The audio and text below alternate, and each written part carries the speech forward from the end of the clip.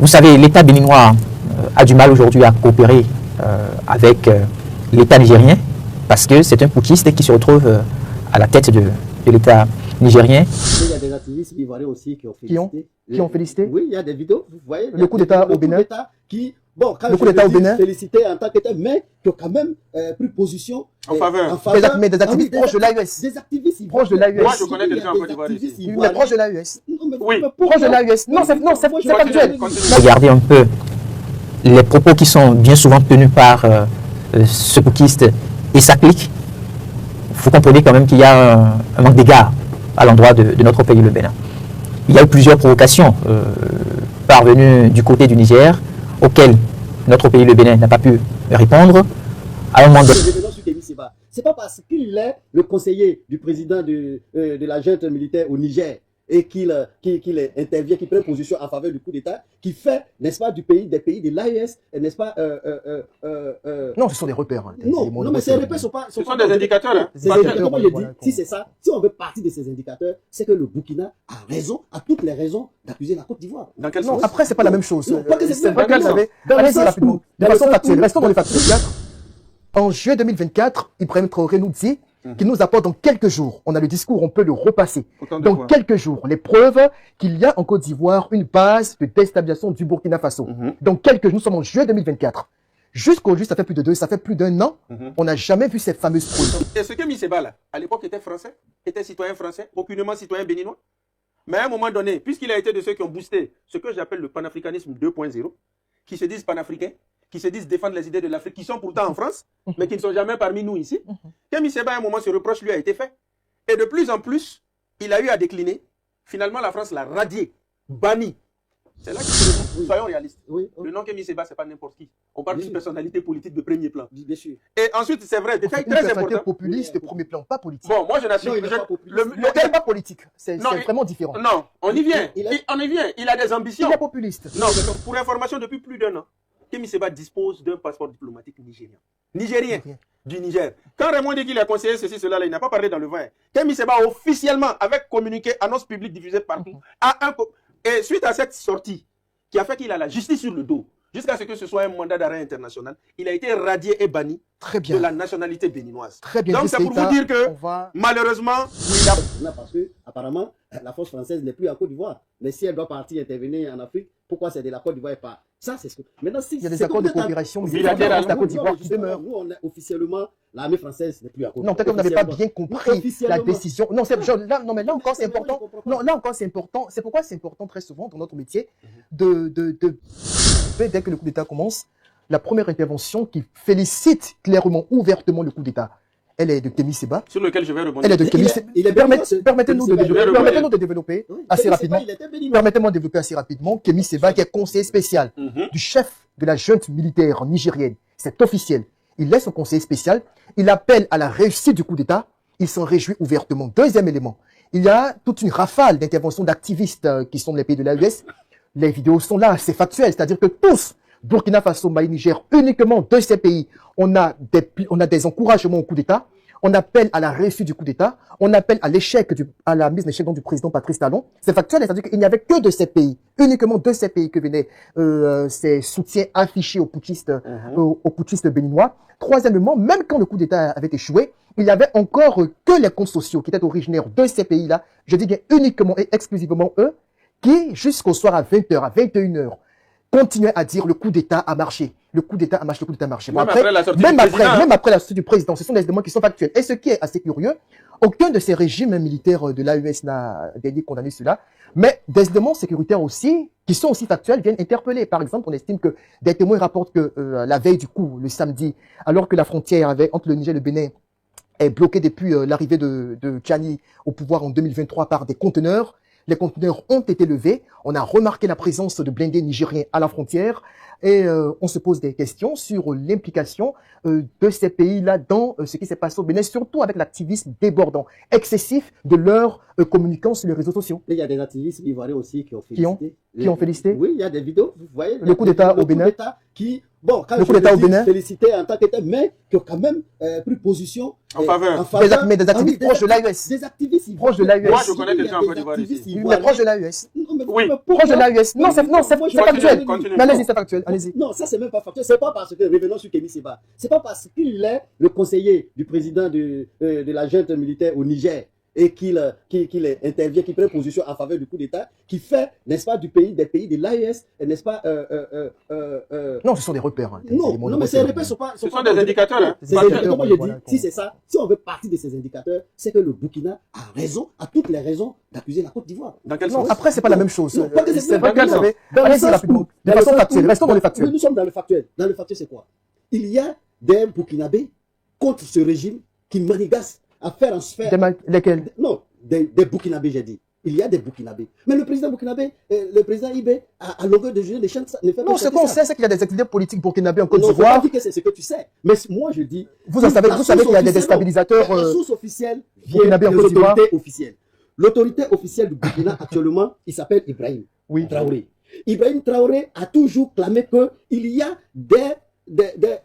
il a dit, personnes, je continue. Il a dit qu'il y a des personnes, n'est-ce pas, qui veulent déstabiliser le pouvoir, qui se retrouvent à Abidjan, nourris, blanchis. Le gouvernement ivoirien n'a jamais démenti. Non, le gouvernement ivoirien lui a plutôt dit d'apporter les preuves sont ça, c'est important. Non, c'est factuel. Non, doucement. Moi, je t'accuse. Doucement, sans ça. Moi, je t'accuse. Je sais de quoi je parle. Mais tu ne dirais, tu me dis simplement... Non, attention, regarde sans ça. Je pense que c'est important de recadrer, je viens. Permettez-moi, rapidement, 30 secondes rapidement, parce que le sujet il est sensible. En même temps, il faut qu'on soit un peu plus consistant dans le développement. En juillet 2024, Ibrahim Traoré nous dit qu'il nous apporte dans quelques jours, on a le discours, on peut le repasser, dans quelques jours, les preuves qu'il y a en Côte d'Ivoire une base de déstabilisation du Burkina Faso. Donc nous sommes en juillet 2024. Jusqu'aujourd'hui, ça fait plus d'un an, on n'a jamais vu ces fameuses preuves. Nous sommes en politique. J'en viens. Non, attention, non, on n'est pas là près de la fanfaronnade. Non, attention, non, je veux dire que Ibrahim Traoré, attention à la fanfaronnade politique. Il nous a dit qu'il apporte dans quelques jours, je pense que c'est en 2023, dans quelques jours, des preuves, je 2023, non, c'est en 2023, je crois. C'est en 24. 24, ok, des preuves, dans quelques jours, des preuves de ces affirmations. Je pense que quand on accuse quelqu'un, même quand on part en justice, si je dis, vous me mettez en minorité, quand on part en justice, comme moi j'ai jamais vu de ma vie, c'est que l'accusé, non, c'est l'accusateur qui apporte les preuves d'abord de ce que, effectivement, ce que je dis de Idriss est vrai. Et l'accusé se défend à partir des preuves apportées. Mais quand de 2024, près de 1 ou 2 ans après, on n'est pas capable de fournir la moindre preuve de ce que je dis, Idriss Keïta m'a volé, vient chaque fois chez moi, me prendre de l'argent à partir de minuit 2h du matin. On attend à minuit 2h du matin chaque jour, on ne vous voit plus. On ne vous voit pas, les caméras ne disent rien. Mais on se dit, mais vous êtes un fanfaron. Idriss Keïta. Ce que moi je voulais dire d'abord. C'est factuel. Aujourd'hui, non. Non, on va demander à Idriss Keïta. Non, laissons Idriss Keïta. Gardez, retenez, vous allez revenir. Je vais aujourd'hui prendre pour moi le factuel que prône. Non, mais c'est important, c'est le factuel qui fait de nous. D'abord, petit 1. On parle d'Ibé du Burkina. Plusieurs fois, il a dit que la Côte d'Ivoire a une base arrière et contre son régime. Plusieurs fois, il a eu à dire qu'il apportera les preuves. Et tenez-vous bien, ce que Raymond vient de dire là, ce jour-là, ce n'était pas seulement la Côte d'Ivoire seule qui avait réagi. C'était et la Côte d'Ivoire et le ministre des Affaires étrangères du Bénin. Les deux qui avaient fait des communiqués en même temps. Pour dire que, comme on est interpellé, on attend vos preuves et on condamne. Ça, c'est d'un. De deux aussi, le président du Niger, depuis 2024 jusqu'à maintenant, le général Abdraman Tchiani ne l'a jamais caché, il a toujours dit. Le Bénin est contre nous. Raison même pour laquelle ils ont capoté le projet de viaduc, un grand projet gazier qui était censé desservir les deux pays. Je crois qu'il y a plus ou moins eu des ententes, mais il y a eu assez de tensions, ce projet-là a pris un coup. Deuxième chose, Kémy Séba, parlons-en. Il y a en 2017, Kémy Séba, l'opinion le découvrait mondialement quand il brûlait un billet du CFA. C'est lui qui est à l'origine du débat, du déclin, entre guillemets, du CFA, parce qu'il fut une époque où vraiment ça a pris. Et ce Kémy Séba, là, à l'époque, était français, était citoyen français, aucunement citoyen béninois. Mais à un moment donné, puisqu'il a été de ceux qui ont boosté ce que j'appelle le panafricanisme 2.0, qui se disent panafricains, qui se disent défendre les idées de l'Afrique, qui sont pourtant en France, mais qui ne sont jamais parmi nous ici, Kémy Séba, à un moment, ce reproche lui a été fait. Et de plus en plus, il a eu à décliner. Finalement, la France l'a radié, banni. C'est là qu'il se retrouve au Bénin, qu'il a des aspirations pour la présidentielle. Au départ, il voulait même être avec le parti Les Démocrates de l'ancien président Yahi Boni qui a dit qu'il n'en veut pas. Bon. Il était muet. Non, moi, je vous pas. Mais je suis quand même un confrère. Je travaille là-dessus. Effectivement, chercher à être président. À être président. Quand il est venu nouvellement, là, c'est vers les partis Les Démocrates de Yahi Boni, dont le fils est actuellement mis aux arrêts dans cette histoire. Il a été libéré. Il a été libéré. Merci. Donc, ce parti-là, il a voulu aller avec eux. Ils ont dit non, non, non. Depuis lors que Kémi Séba était bien là, citoyen béninois, mais quasi effacé. Il n'était pas aussi visible que Nathalie Yamb. La visibilité qu'il a, ou le buzz qu'il affiche, c'est quand il y a eu le coup d'État. La même journée, c'était pas le soir, c'était pas la nuit. Évidemment. Vidéo virale. Évidemment. Je suis content, mon pays est libre, ça devait arriver. Il a même dit, quand vous oubliez hier ce que vous allez faire aujourd'hui, demain vous allez regretter. Évidemment, il a dit tout ça. Il continue de parler. Mais au bout du compte, et puis ce que Kémi Séba, qu'est-ce que je voulais... Justement, j'ai pas vu, non, attendez. Oui. Soyons réalistes. Oui. Le nom Kémi Séba, c'est pas n'importe qui. On parle d'une personnalité politique de premier plan. Bien sûr. Et ensuite, c'est vrai, détail très important. Populiste de premier plan, pas politique. Bon, moi je n'assure le pas politique. C'est vraiment différent. Non, on y vient. On y vient. Il a des ambitions. Il est populiste. Non, Raymond, comprenons-nous. Comprenons-nous. Léon, mais qu'est-ce qu'on appelle le populisme? Non, Raymond, en fait, aussi, il faut qu'on... Laissez-moi finir, laissez-moi finir. On va mettre ça rapidement. Non, la communication de Kémi Séba, la communication de Kémi Séba, de Nathalie Yamb, le groupe est connu, même l'autre Camerounais là, le professeur Nyamsi, tout ça là, qui est à Paris. Voilà, on peut leur accorder ça, on peut leur accorder du populisme. Mais moi, qu'est-ce que je voulais dire sur Kémi Séba? Pour information, depuis plus d'1 an, Kémi Séba dispose d'un passeport diplomatique nigérien. Nigérien.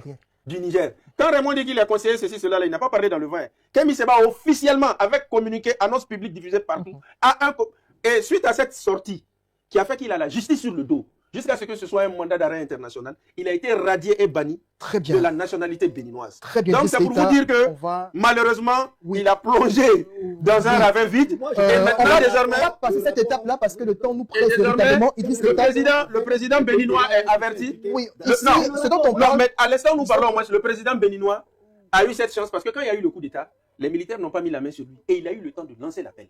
Quand on met la main sur un président, c'est là qu'il n'a pas le temps de lancer l'appel. Mais s'il arrive à échapper aux militaires, il peut se permettre de lancer l'appel. Très bien, merci M. Keita. On va donc parler maintenant du rôle du Nigeria. Le Nigeria qui a promptement intervenu par son aviation notamment, même si on évoque également une intervention terrestre de quelques commandos de l'armée nigériane qui ont réussi donc à bombarder, selon le président Talon, les blindés dont s'est emparé les putschistes au camp militaire de Togouin à Cotonou. Alors, est-ce que le Nigeria cherche à réaffirmer sa suprématie militaire à l'échelle sous-régionale? Les informations que nous avons, c'est que cette force qui a intervenu au Bénin, n'est-ce pas? Il y avait la participation du Nigeria, effectivement. Il y avait aussi la participation de la Côte d'Ivoire qui a été appuyée par les forces. Non, la Côte d'Ivoire, c'est en fin de journée que les forces ivoiriennes sont arrivées. Non, vous n'avez certainement pas bien suivi le déroulé de façon. Je vous le reprécise. Selon le fil de la journée, le Nigeria intervient premièrement par son aviation au camp de Tongouin, parce qu'il faut que les choses soient claires. En second lieu, elle emmène des forces terrestres sur place, parce que c'est le Nigeria qui est le voisin immédiat du Bénin. Après, en fin de journée, débarquent les forces ivoiriennes, confirmées par les autorités béninoises, donc à Cotonou, pour appuyer justement dans le ratissage. Et voilà ce qui a été. On a même parlé de la France également, qui a dépêché des forces françaises depuis la Côte d'Ivoire, pour aller donc appuyer en fin de journée également les forces béninoises.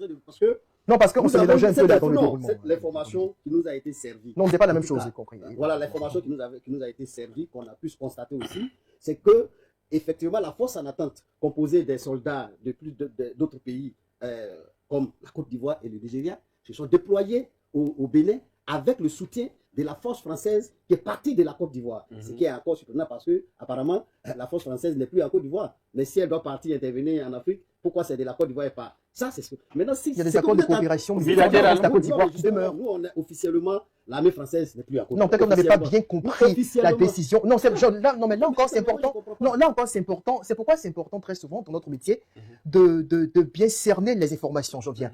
Il n'a jamais été dit qu'il n'y a plus de militaires français en Côte d'Ivoire. C'est important parce que c'est en cela qu'on parle du danger du populisme. Il a été clairement dit, vous pouvez vérifier que le 43e BIMA est rétrocédé à l'armée ivoirienne. Mais la coopération militaire entre Paris et Abidjan est révisée. Non, c'est important, est révisée. Non, bien sûr, je vous invite à le faire dès maintenant. Non, mais c'est important pour éviter d'égarer nos téléspectateurs. Il n'a jamais été dit, la Côte d'Ivoire entretient bel et bien, je le confirme sur ce plateau, des relations militaires avec la France jusqu'aujourd'hui, notamment dans le sens de la formation technique de nos armées. Donc, ils ont des forces spéciales encore qui sont là pour nous former, y compris à la ILCT de Jacqueline, pour nous former de la lutte contre le terrorisme. Une force, un établissement qui a été même fondé par la France.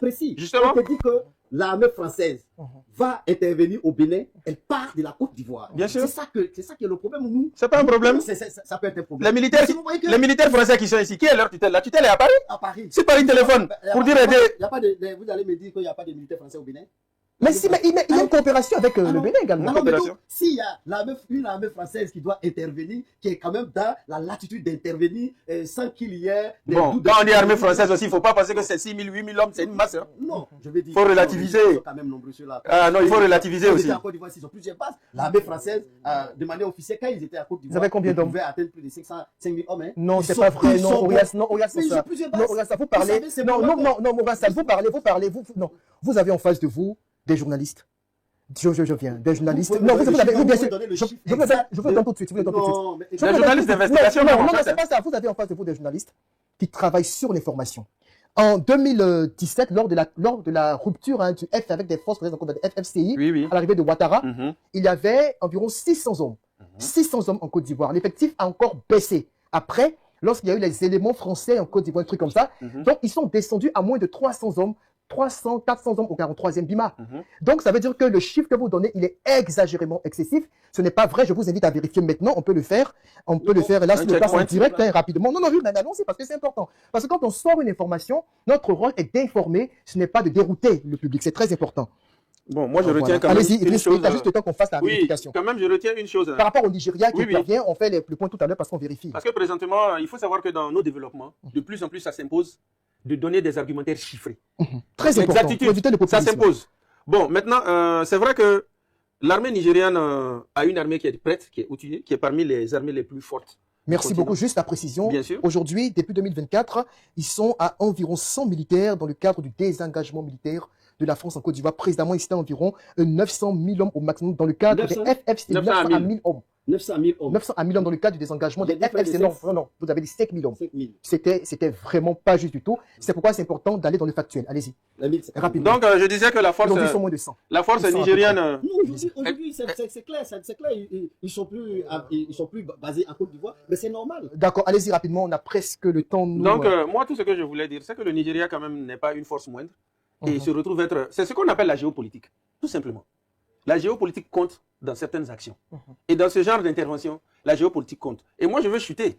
Pourquoi est-ce que quand la CEDEAO n'a pas pu lancer son opération contre le Niger, c'était à cause d'une chose bien précise, de certains points rapidement. C'est vrai que les leaders de l'AES ont défié.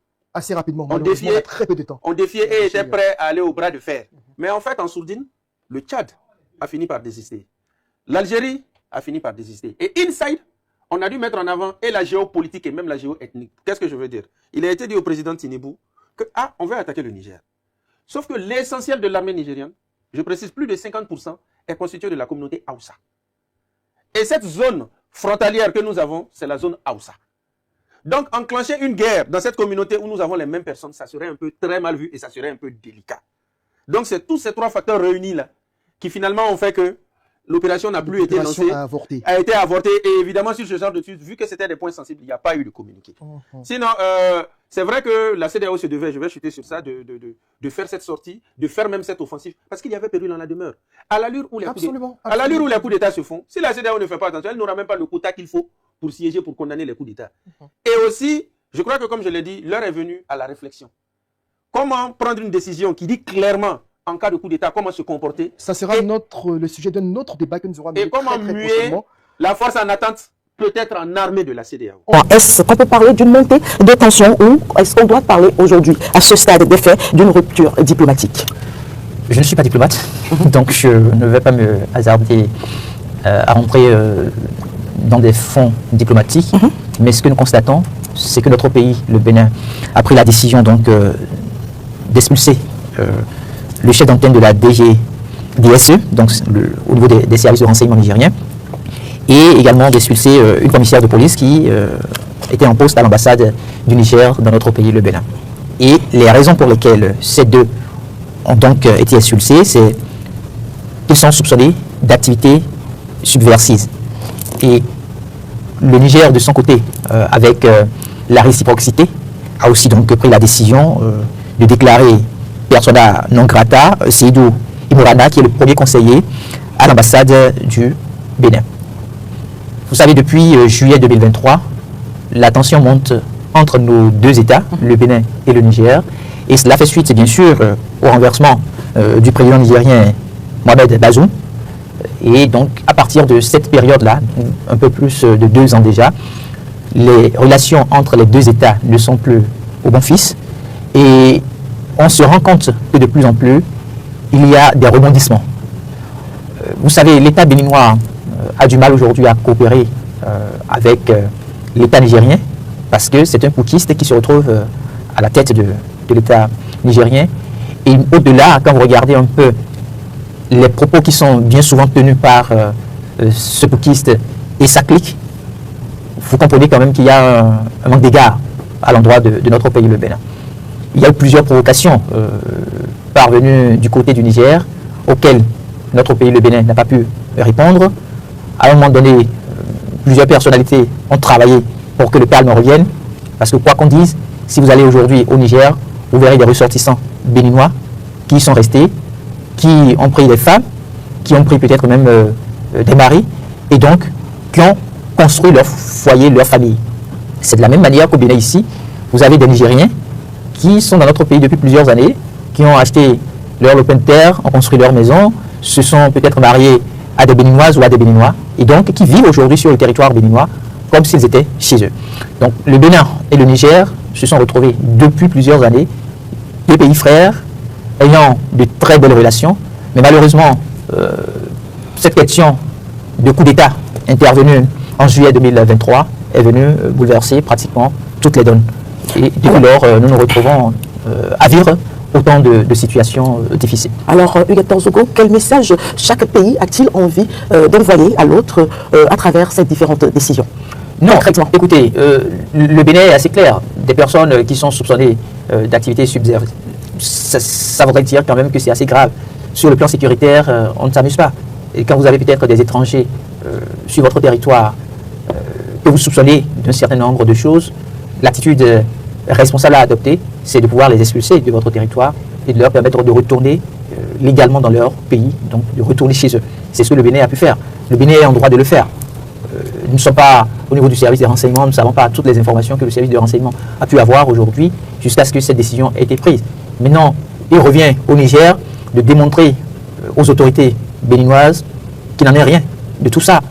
Et maintenant, si les autorités nigériennes ont décidé d'adopter la réciprocité, on ne peut pas leur en vouloir non plus. Parce que le Niger, quoi qu'on dise, même si aujourd'hui il est dirigé par un putschiste, c'est un État souverain.